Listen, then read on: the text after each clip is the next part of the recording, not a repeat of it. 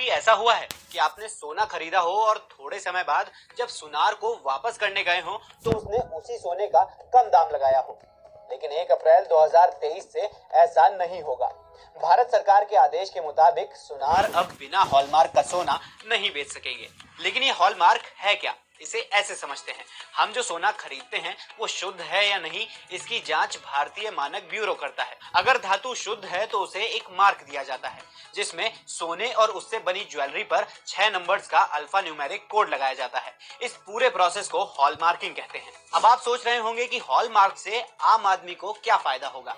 तो इससे नकली या कम शुद्ध सोने की बिक्री पर रोक लगाना संभव होगा। सोने की ज्वेलरी कितने कैरेट की है इसकी गारंटी मिल सकेगी। सोना या उससे बनी ज्वेलरी ट्रेस करना भी आसान हो जाएगा। और तो और सुनार को वापस ज्वेलरी बेचने पर उसके दाम में कटौती भी नहीं होगी। लेकिन हॉलमार्क वाले सोने की जरूरत पड़ी क्यों?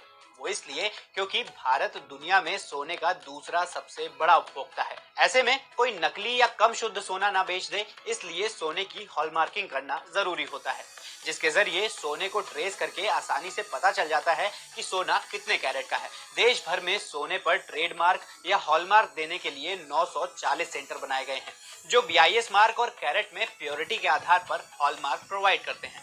भारत सरकार ने नकली सोने की बिक्री और आभूषणों की चोरी को रोकने के लिए जून 2021 में ही हॉलमार्किंग अनिवार्य कर दी थी। सरकार का मानना है HUID नंबर डेटा प्राइवेसी के लिहाज से भी बेहद सुरक्षित है। हॉलमार्किंग सही से लागू होने के बाद सोना बेचने वाले छोटे बड़े सभी तरह के सुनार ऑटोमेटिकली रजिस्टर्ड हो जाएंगे।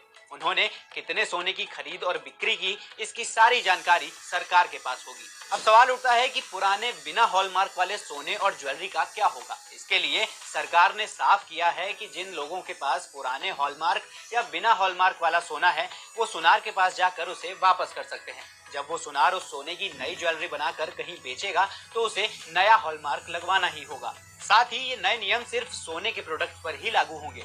ध्यान देने वाली बात यह है कि नए नियम के बाद भी मेकिंग चार्जेस पर कोई असर नहीं पड़ेगा।